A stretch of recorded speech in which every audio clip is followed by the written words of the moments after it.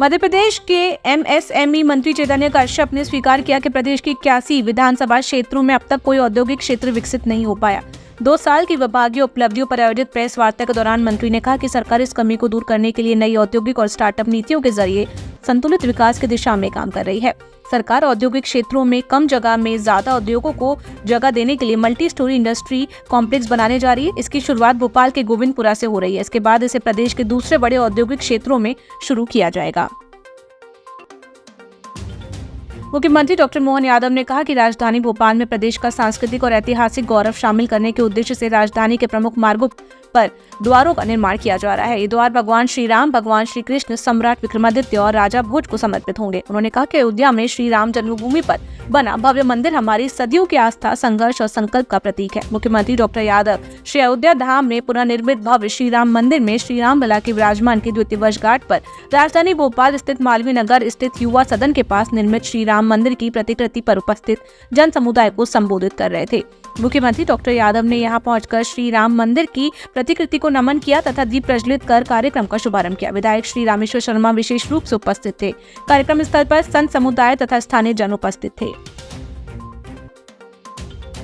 जल संसाधन मंत्री तुलसीराम सिलावट ने मोहन सरकार के 2 साल पूरे होने पर प्रेस कॉन्फ्रेंस कर विभागीय उपलब्धियां गिनाई। मंत्री सिलावट ने कहा, मध्य प्रदेश को जल संसाधनों के बेहतर प्रबंधन और सिंचाई विस्तार के क्षेत्र में देश के अग्रणी राज्यों की कतार में लाने के लिए जल संसाधन विभाग ने बीते वर्षों में ठोस काम किया है। वर्तमान में प्रदेश में लगभग 54 लाख हेक्टेयर क्षेत्र में सिंचाई सुविधा उपलब्ध है। सरकार का लक्ष्य अगले 1 साल में इसे 65 लाख हेक्टेयर तक पहुंचाने का है। दीर्घकालीन योजना के तहत 2029 तक सिंचाई रकबा बढ़ाकर 100 लाख हेक्टेयर करने का रोड मैप तय किया गया है, जिसमें कृषि उत्पादन में ऐतिहासिक बढ़ोतरी की उम्मीद है।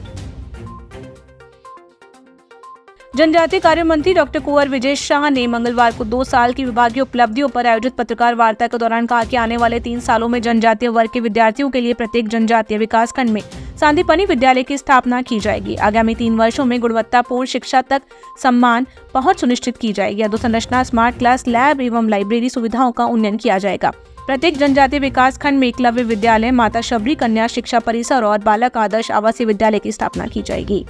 जनजातीय श्रद्धा और पूजा स्थलों का उन्नयन किया जाएगा। जनजातीय समाज की सामाजिक एवं सांस्कृतिक गतिविधियों के आयोजन के लिए 86 जनजातीय विकास खंडों में कला भवन की स्थापना की जाएगी।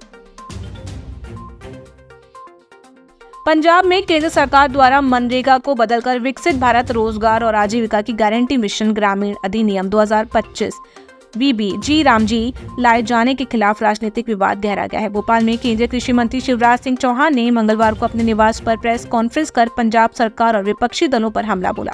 शिवराज ने कहा कि करीब 20 साल पहले मनरेगा योजना अस्तित्व में आई थी। इससे पहले भी कई योजनाएं आई, लेकिन एक के बाद एक उनका स्वरूप और उद्देश्य बदलता चला गया। वहीं गृह मंत्री अमित शाह द्वारा ग्वालियर में मुख्यमंत्री की तारीफ किए जाने के सवाल पर शिवराज सिंह चौहान ने कहा कि डॉक्टर मोहन यादव उनसे भी अधिक ऊर्जा और तेज गति से काम कर रहे हैं। उन्होंने कहा कि मध्य प्रदेश का विकास तेजी से हो रहा है और इसके लिए उनकी शुभकामनाएं मुख्यमंत्री के साथ हैं। इंदौर के भागीरथपुरा में दूषित पानी पीने से हालात गंभीर हो गए हैं। अब तक 3 लोगों की मौत हो चुकी है, जिनमें 2 महिलाएं शामिल हैं, जबकि 35 से अधिक लोग बीमार हैं। मंत्री कैलाश विजयवर्गीय ने अस्पताल पहुंचकर मौतों की पुष्टि की। वर्मा हॉस्पिटल में 20 मरीज भर्ती थे। 1 हफ्ते में 150 शिकायतें मिली हैं। बुरहानपुर के बहादुरपुर गांव में पति ने पत्नी पर डीजल डालकर आग लगा दी। 33 वर्षीय ज्योति गंभीर रूप से झुलस गई और अस्पताल में उसकी मौत हो गई। परिजनों के मुताबिक 2 दिन से विवाद चल रहा था। आरोपी पति वारदात के बाद फरार हो गया। दंपति की 2 मासूम बेटियां पुलिस जांच में जुटी है। नए साल में एमपी के धार्मिक और पर्यटन स्थलों पर होटल्स बुक हो गए हैं। महाकाल में 10 से 12 लाख श्रद्धालुओं के पहुंचने का अनुमान है।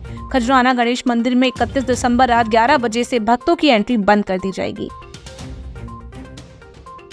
मध्य प्रदेश के पूर्वी हिस्से में कड़ाके की ठंड पड़ रही है। छतरपुर का नौगांव 3 डिग्री के साथ सबसे ठंडा रहा। उमरिया में 3.1 डिग्री दर्ज हुआ। डिंडोरी में नर्मदा किनारे गाड़ियों पर ओस जमी। पचमढ़ी झील पर धुंध की। करीब 25 शहरों में पारा 10 डिग्री से नीचे रहा।